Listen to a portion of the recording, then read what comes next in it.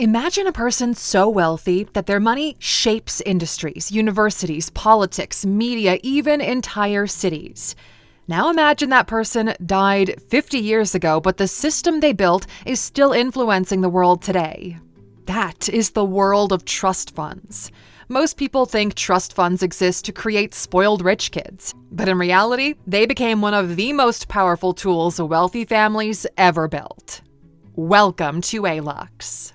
All right, so at the core, a trust fund lets dead people keep controlling wealth. Most people think inheritance is simple. Someone dies, the money moves, and the next generation takes over. But that's not how serious wealth operates. At high levels of wealth, rich families realized something pretty dangerous.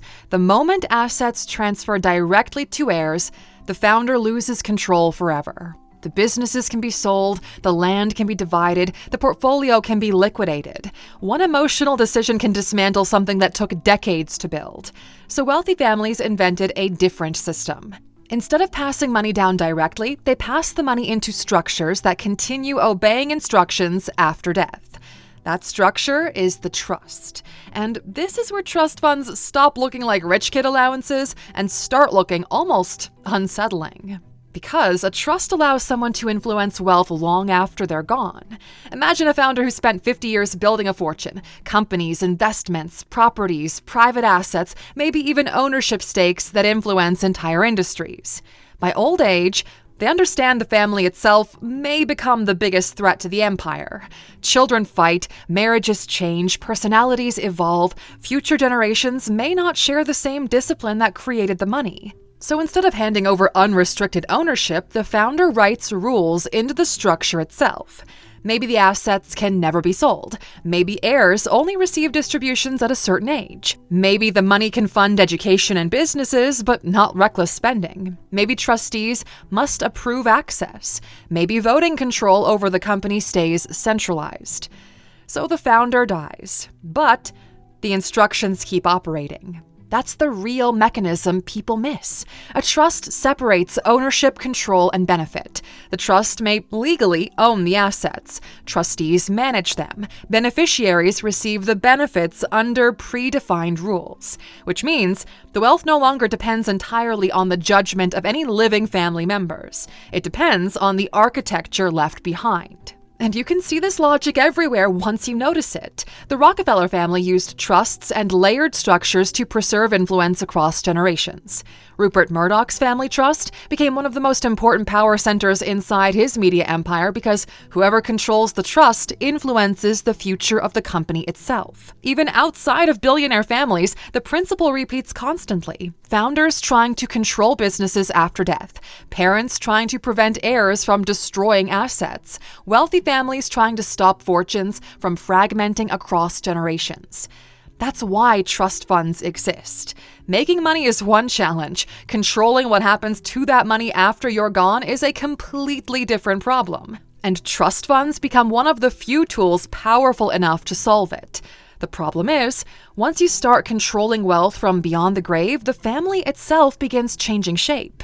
Because the moment trusts enter the picture, rich families stop functioning like normal families. The money no longer moves casually from one person to another. It moves through trustees, structures, approvals, legal entities, investment vehicles, and long-term governance systems. At that point, the family fortune starts behaving less like personal property and more like an institution. And that's essentially because it is. Rich families turn their wealth into institutions. Once fortunes become large enough, rich families stop operating like a family. They operate like an organization instead. That sounds exaggerated until you look at what extreme wealth actually requires to survive. Imagine a family controlling billions across real estate, private companies, stock portfolios, venture investments, art collections, and international assets. There are taxes in multiple jurisdictions, legal risks tied to ownership, inheritance planning across generations, and constant pressure from markets, politics, and the public. At that scale, their fortune cannot depend on casual conversations around a dinner table. No, it needs infrastructure. So wealthy families slowly build systems around the money. Trusts hold the assets. Holding companies separate liability. Family offices manage investments. Law firms handle structure. Tax advisors optimize transfers. Trustees approve distributions. Investment committees decide strategy. The wealth stops behaving like personal property. It starts behaving like an institution with departments, rules, and long-term governance. And this transformation shows up everywhere. The Hermes family created holding structures specifically designed to prevent outside investors from slowly taking control of the company. The goal was not just to protect money, it was protecting family influence itself. The Porsche and Piëch families built one of the most complex ownership structures in Europe, allowing for descendants to maintain enormous influence over Volkswagen through layered governance systems instead of simple direct ownership. Even billionaire family offices now resemble miniature governments. Some employ dozens or even hundreds of specialists: lawyers, portfolio managers, tax strategists, security teams, political advisors, philanthropy directors, and private investment analysts. The ultra-rich don't simply have money, they build machines around the money. And over time, the family begins adapting to the structure itself. Children are taught how the system works. Future heirs learn governance before they inherit authority. Certain assets become untouchable. Voting control gets centralized. Major decisions move through approval layers instead of emotional reactions. This is why old money families often appear unusually disciplined compared to celebrities, athletes, or lottery winners. The structure absorbs the chaos. Because large fortunes eventually discover the same lesson every institution learns. If everything depends on individual personalities, the system becomes fragile. Companies solve this with boards and governance. Countries solve it with constitutions and institutions. Rich families solve it with trusts, entities, family offices, and long-term control structures. That's the hidden shift most people never see.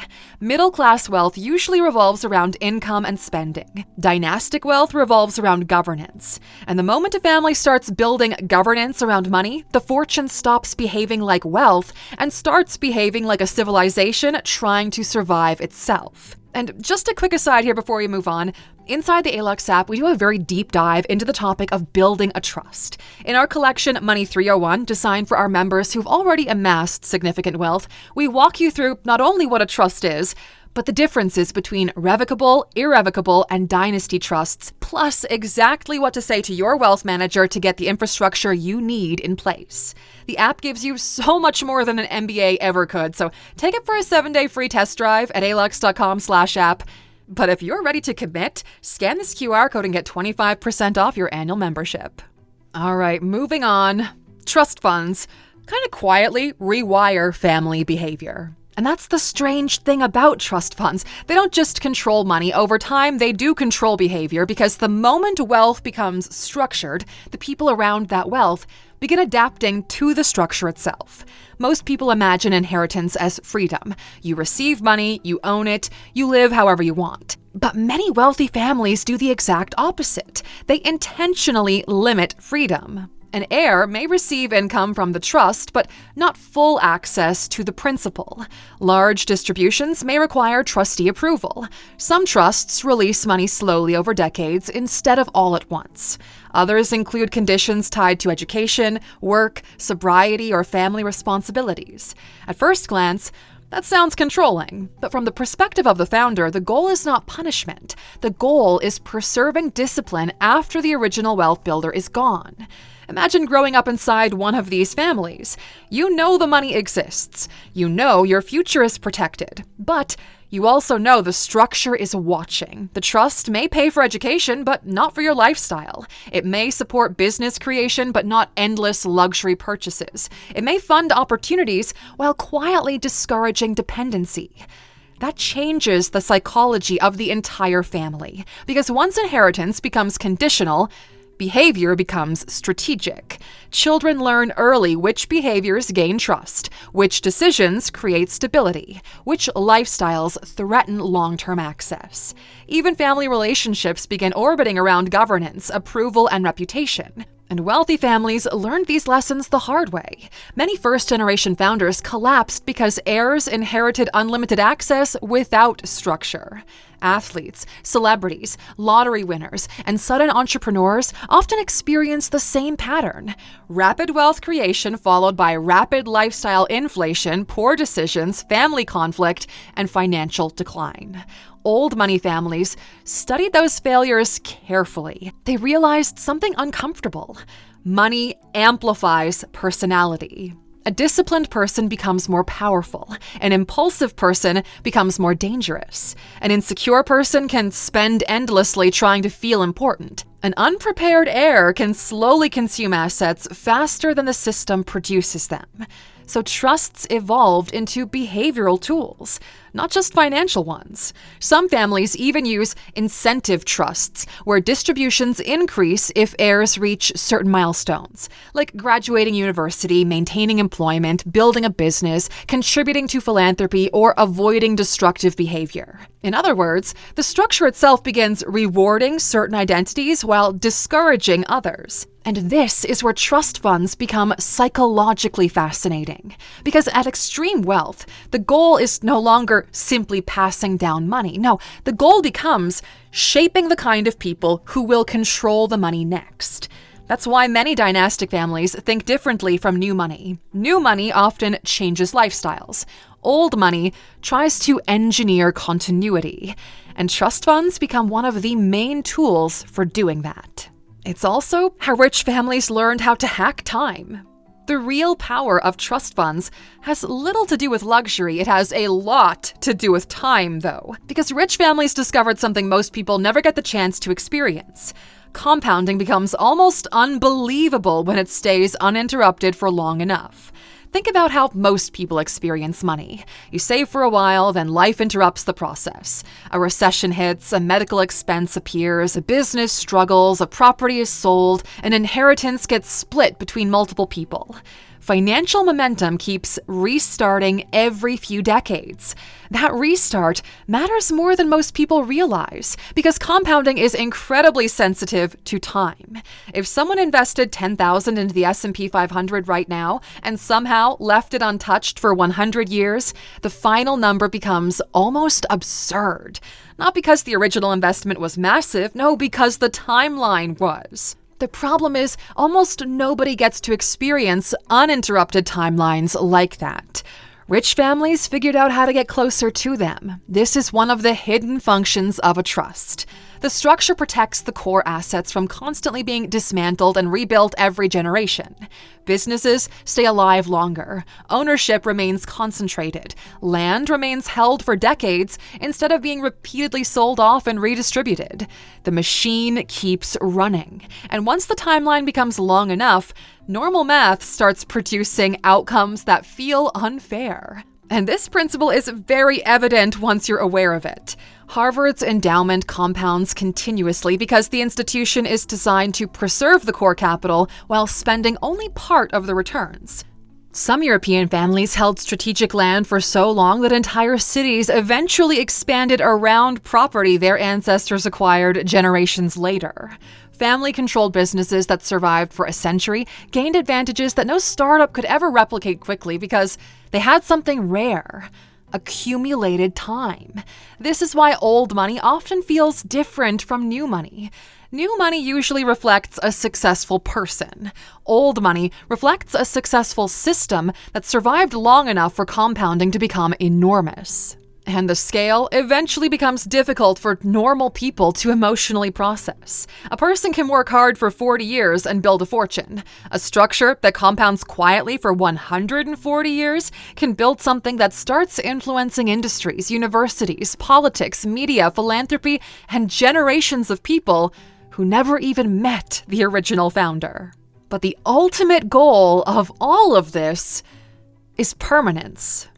At first glance, trust funds look like financial planning tools for rich families. Legal structures, inheritance strategies, tax planning, asset protection, and all of that is true. But it only explains the surface level. Over long enough timelines, something much bigger starts to happen. Wealth survives long enough to build influence outside of the family itself. A company founded by one generation keeps operating decades later. Investments made by grandparents continue compounding after their grandchildren are born. Family founders start funding universities, hospitals, research centers, museums, political campaigns, and entire networks of influence that continue moving through society long after the original founder disappears. Eventually, the money stops behaving like personal wealth and starts behaving more like a permanent force moving through history. That's why old dynasties think differently from new wealthy people. When someone becomes rich for the first time, the focus is usually personal freedom, a better lifestyle, more comfort, more choices, escaping financial pressure. The wealth still revolves around the individual. Families that stay wealthy for multiple generations, they begin thinking on a completely different scale. The business matters. The family name matters. The long-term reputation matters. The relationships with institutions matter. Influence matters. Continuity matters. The goal slowly shifts from enjoying wealth to extending the lifespan of the system itself. You can see this pattern repeating across history. Some families built banking networks that survived wars and political collapses. Others protected land holdings for centuries while entire cities expanded around them. Large foundations created by industry fortunes still influence education, medicine, and philanthropy generations after the people who funded them died. And the striking part is how ordinary the mechanism behind all of it actually is. The system survives. The assets remain connected. The capital keeps compounding. Each generation inherits structure instead of starting from zero. Over enough time, that continuity becomes incredibly powerful. A single successful entrepreneur can build a fortune in one lifetime. A family operating continuously for 150 years can accumulate something much harder to replicate. Institutional trust, elite networks, political access, historical credibility, and ownership of assets that have appreciated quietly for generations. That accumulation compounds too. And this is where trust funds become much more interesting than the stereotype that most people imagine. The real function was never simply just giving money to future heirs. Wealthy families were trying to solve a much harder problem. How do you make something survive long after the people who built it are gone? Trusts became one of the answers. The founder dies, but the structure continues operating. The investments continue growing. The institutions continue carrying the family influence forward. Over time, the family itself becomes part of a much larger machine designed to preserve continuity across generations. Alrighty, Lexer, that's a wrap on this one. We'll see you back here next time. Until then, take care.